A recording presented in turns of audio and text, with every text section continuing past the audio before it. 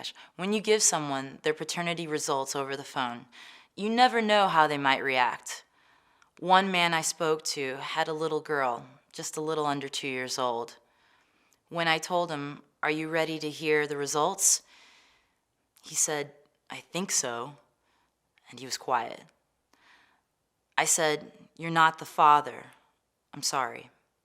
And then there was silence. I could tell he was upset. What he said next is what really surprised me. He said, "You know what? It doesn't matter.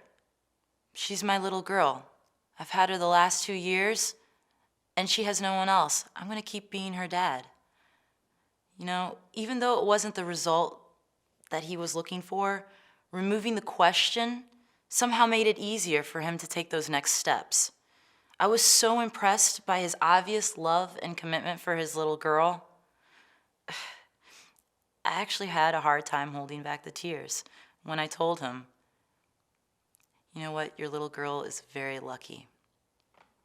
When you give someone their paternity results back, you never know how they might react. There was this one man that I spoke to who was very anxious. He had a little girl, about 2 years old. When I told him, "Are you ready to hear the results?" he said, "I think so." And then he got really quiet. I said, "You're not the father." And then there was silence. I could tell those weren't the results he wanted. I said, "I'm sorry."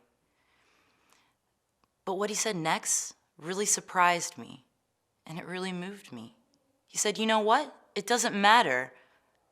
I've had this little girl in my life the last 2 years, and I'm going to keep on being her dad because I love her." Even though it wasn't the answer that he wanted, somehow removing the question helped him take those next steps.